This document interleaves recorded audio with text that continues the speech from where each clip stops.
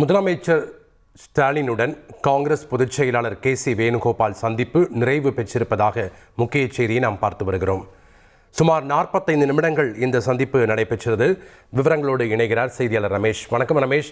இன்றைய தினம் எவ்வளவு தொகுதிகள் அப்படிங்கிறது உறுதி செய்யப்படும் அப்படிங்கிற ஒரு தகவல் வெளியான நிலையில் தற்போது 45 நிமிடம் இந்த சந்திப்பு நடைபெற்றது. விவரங்கள் என்ன? காங்கிரஸ் கட்சியினுடைய அமைப்பு பொதுச் செயலாளர் கே.சி. வேணுகோபால் முதலமைச்சரை சந்திப்பதற்காக சென்னை வந்திருந்தார். 8:35 மணி அளவில் இந்த சந்திப்பு தொடங்கியது. சுமார் 45 நிமிடம் இந்த சந்திப்பு நடைபெற்றது. இந்த சந்திப்பின் போது திமுக தரப்புல முதலமைச்சர் மு.க. ஸ்டாலின், அதே மாதிரி கனிமொழி, டி.ஆர். பாலு, கே.என். நேரு, ஏவா வேலு உள்ளிட்ட முக்கியமான மூத்த தலைவர்கள் இருந்தாங்க. காங்கிரஸ் தரப்புல அப்படின்னு பார்த்தா கே.சி. வேணுகோபாலும் சத்தீஸ்கர் மாநிலத்துடைய முன்னாள் முதலமைச்சரும் இந்த சந்திப்பின் போது உடன் இருந்ததா சொல்றாங்க. கடைசி 10 நிமிடம் முதலமைச்சர், கனிமொழி, கே.சி. வேணுகோபால் இந்த 3 பேர் மட்டும் தனியாக சந்தித்து பேசியதாகவும் தகவல் கிடைக்கப்பட்டிருக்கு. ஏன் அப்படின்னா கனிமொழி தான் டெல்லியில போய் ராகுல் காந்தியை சந்திச்சு பேசியிருந்தாங்க.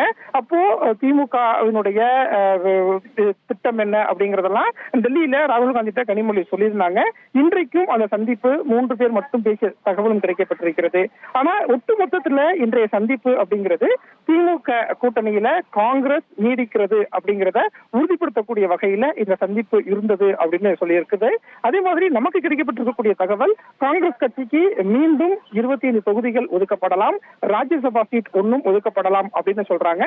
ஒருவேளை ராஜ்யசபா சீட் ஒதுக்கப்படாத பட்சத்துல இந்த 25 அப்படிங்கிற எண்ணிக்கை 26, 27 வரைக்கும் கூட போகலாம் அப்படிங்கிற மாதிரியான ஒரு தகவலும் சொல்றாங்க. எண்ணிக்கை எவ்வளவு அப்படிங்கிறது இன்றைக்கு உறுதியாகி விட்டது அப்படின்னே சொல்றாங்க. ஆனா எண்ணிக்கை எவ்வளவு அப்படிங்கறத இன்றைக்கு அதிகாரப்பூர்வமா சொல்லுவாங்களா அப்படின்னா சொல்ல மாட்டாங்க. அடுத்தடுத்த நாட்கள்ல 26 இல்ல 27ஆம் தேதி காங்கிரஸ் கட்சியினுடைய தொகுதி பங்கீடு பேச்சுவார்த்தை குழுவும் திமுகவின் தொகுதி பங்கீடு பேச்சுவார்த்தை குழுவும் அதிகாரப்பூர்வ பேச்சுவார்த்தையை நடத்துவாங்க. அதற்கு பிறகுதான் திமுக கூட்டணியில காங்கிரஸ் கட்சிக்கு எத்தனை தொகுதிகள் என்ற தகவல் எல்லாம் தெரிய வரும். தகவல்களுக்கு இனி செல்லும் இடமெல்லாம் செய்தி.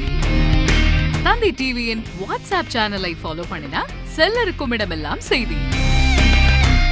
இதோ QR கோட், இப்பவே ஸ்கேன் பண்ணுங்க, ஃபாலோ பண்ணுங்க.